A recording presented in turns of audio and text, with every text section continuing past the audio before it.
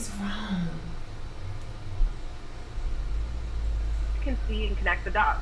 So that was in '04. I have been grading small creative businesses until in '08, I actually got asked to brand an event. And at the Mm-hmm. time in '08, that was pre-Pinterest. There really wasn't customizations and weddings and social events. So I started a company called Melvine that branded events. And in parallel, I continued helping small businesses.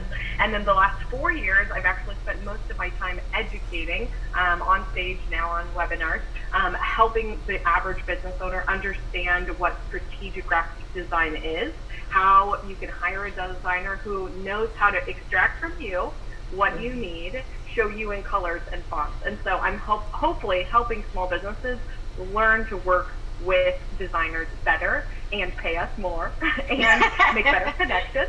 And so that's where I've really focused my time. Right now I'm working on a online course for business owners to be able to understand what it means for good design and how to work with designers better. So that's how I'm kind And of these focusing my time now. business owners are event industry pros. A lot of event industry, I would say creatives most of all. So of course you have your wedding planners and you have, people who own venues and you have florists, but I also interior designers or musicians or other people who are again really great at their craft, Mm-hmm. terrible at marketing and positioning themselves. And so that is my niche. Okay, all right. So let's talk about your Lux event branding and paper business. Yes. So um, you create um, deliverables for that. You design. So tell me about a memorable project that you Yeah. can pull up I in. have, I mean, I have so many since '08, but I think one of the things right away was in '08, it was the wedding book. You'd go to a printer, Mm-hmm, you'd pick mm-hmm. from Carlson Craft and so forth, and it was like, how sad that these couples and these events are having to choose something from a book when there's graphic designers out there who can help them. And so I kind of applied, like working with a small business, getting to know them, understanding who they are, and then we would propose several options. Where I Right. think we've really had our focus is materials. So we've had the Mm-hmm. opportunity to do invitations out of handmade terracotta. We've had the opportunity of doing plastics and metals. One of my favorite projects actually over the years was the governor's niece of Texas at the time. I believe this was mid 2012, I should say. They wanted leather incorporated into their rehearsal dinner Mm. invites, and I was like, Okay. okay, this is interesting. And so we ended up buying about 45 hides of leather, had them cut into envelopes. We ended up working with a printer who then etched each address onto it in a font that we had chosen. And so it really became a very tangible, like three-dimensional expression of the digital design that we created to set the tone for that invite. And so it was logistically a nightmare I trying was to figure about out how to to make an say. envelope. And but it was incredibly rewarding, right? I mean, I think the funny thing is at the end of the day, thousands of dollars have been spent, and the one person gets one invite, and it's like it was hand stitched. It was hand Yeah. touch. I mean, there was probably 45 vendors that touched each unique individual one. But to me, that's what's been so fulfilling over my career is taking my knowledge as a graphic designer and being able to align that with a tangible material that then someone can experience for a long time to come. Exactly, because I could only imagine what you were like, yay! Let me go research how we're going to do this, Yes. because I'm sure it took hours of research to Yeah. And for find. anyone interested in kind of exploring that path, honestly thinking about, okay, let's say I want to etch metal. What kind of people etch metal? People who make trophies, right? Because they're etching the Mhm. little piece. So I really kind of started getting strategic about, okay, this is what I want the end application to be. And then I just started calling and they'd say, well, our minimum's 25. And I'm like, okay, well, we'll do 25, even if I need one, just to be able to have that end result. And so it's worth calling, asking. I think a lot of vendors like trophy people, they're excited when Mhm. they get to do an invite and it's not just a trophy, right? And so Right. I think part of that luxury experience is, of course, materials, but it is a part, like if you're interested in stationery, being able to be a leader, to be able to communicate with someone, this is why good design matters, and helping Mhm. them why it's so important to do that instead of go pick from a book. And at the end of the day, that thing that comes in the mail is going to be something that actually represents them, not something that's just checking off the list. So events were hit hard by COVID. So and continue to be. Specifically, what did you have to do in your own business? How did you have to pivot? Be honest, what nightmare situation did you have to work through? Because I love telling rosy, beautiful messages and storytelling but we also help each other by equipping each other to get through what I call the valley experiences as well. Which we all have. Right. And we've all been forced, regardless of what industry you're in, we've been forced to pivot because of COVID-19.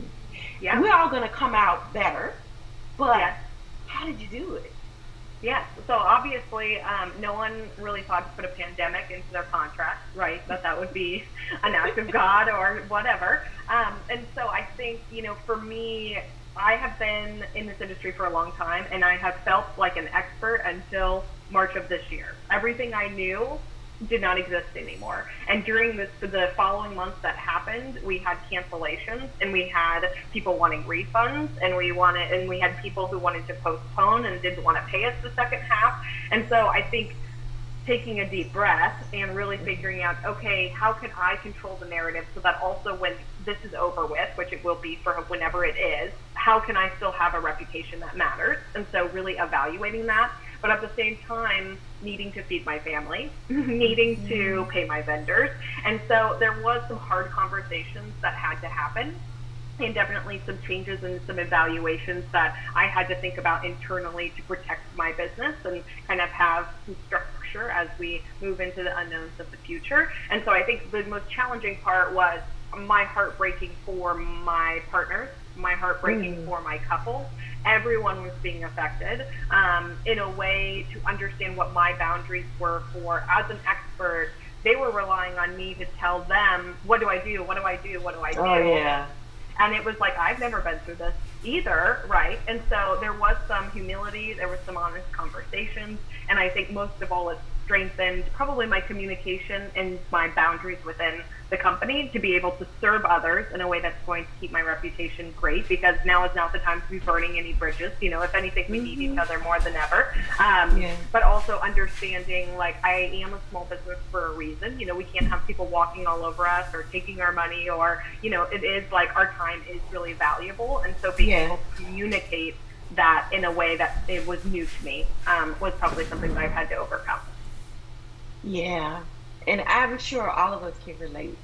I really And on the graphic design side, I think it's like, even with my graphic design services, I have very clear packages. I'm gonna put you through this pattern, and in companies don't have the money to spend. Small business owners, I'm like, don't go on just like a Fiverr and pick from a template.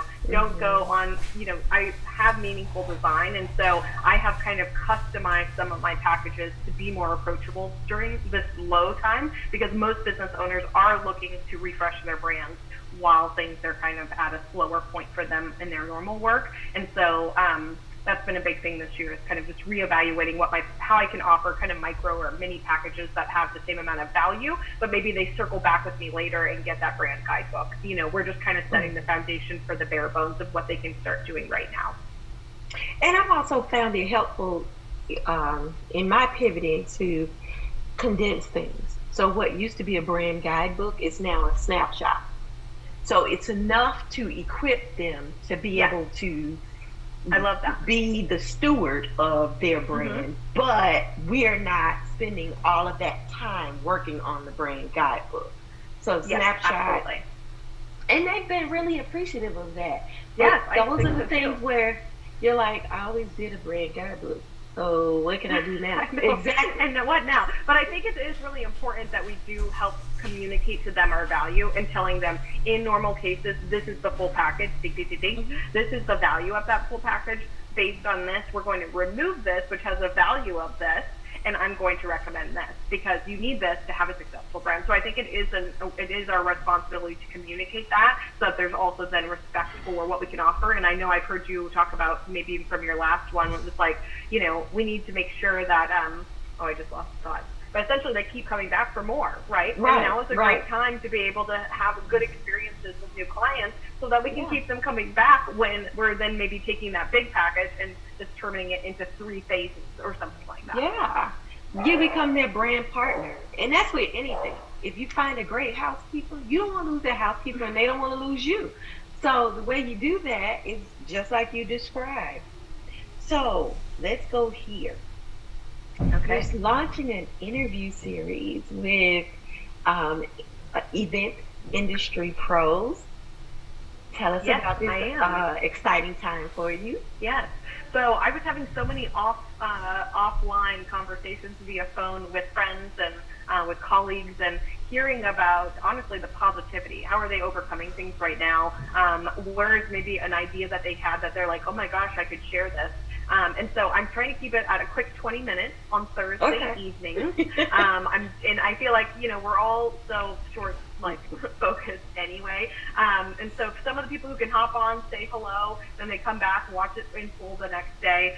But it's a quick 20 minutes of just tips. I mean, honestly, it's all just good business owner information that's evergreen. Last night we were talking about staying the course and what it means to become a resilient business owner. And so there's been some really great information. I have blogged for years, and so I've been hesitant about the Instagram live game, but honestly, showing up, being there for people, like similar to this, showing up in groups, people need, in times of stress, people need to see faces, and it just calms the nervous system. And so show up for your clients, show up for your partners, show up for yourself, to be honest. And now's also a great time to showcase other people, right? I mean, I think we need each other. I think it's a great way of lifting each other up. Doing these interviews have been so refreshing because you really have a new connection each time to understand how much we're alike more than we're different. Oh, absolutely. And it just builds just a wealth of warmth and just compassion for one another. And until we start connecting, the digital space did create a divide. And we, in marketing, it was all about, closing the digital divide, but the digital divide did us like this. Yep. No, it's So true. now we're coming full circle and we're understanding how to use it without taking the human aspect out of it. And I think it was nature's way of forcing us to say, hello, Mm-hmm. we have to wake up and honor this. We have to honor nature. So, yeah. So, I have one last question. Okay, I I'm ready. want to ask you, what designers in the group could you potentially partner with as you, continue to work in your business? Because you have a heart for designers, because that's where you started out, and you're in this education phase with small businesses. So, how can they partner with you? Yeah, so I honestly am always outsourcing. So, I mean, I love working with illustrators. I love working with people who do hand lettering. I love working with people who do three-dimensional design. So if you have a look and a feel as an artist, DM me. I would love to put you in my Rolodex to be able to have access. I still do a handful of design projects myself, rebrands or, PDF, like Who I Am kind of handouts for clients. Mm-hmm. And a lot of times, like yesterday, I was talking to someone who she's like, I need a map. And I'm like, well, what kind of map? Are we illustrating it? Is it 2D? Is it 3D? Is it watercolor? And so I love having people in my Rolodex. So I would love to, within this group, I want to be able to have these connections of people all over the world who are able to help make me look good by being able to showcase. And so that's one way. And I am also always looking for people to refer. So yeah, I think it would be great if people just reach out, share me what you can offer. And I'd love to make a new connection, for one, see your work and be able to put you in my Rolodex. I told you guys she was a gem. She was going to be a gem for you. I told you guys. So I'm been thrilled to be a part of the group. Yeah, it's been wonderful being able to see the community that's here. And honestly, we all need each other. I think it's so great to talk to other people who do what we do because it sparks things in us that are different than our journey, right? We have our own path and our own experiences. And when I talk to a designer, and honestly, I'm kind of old school with I have the new cloud Adobe system, but I mean, like the Photoshop new updates and like the Illustrator AI stuff.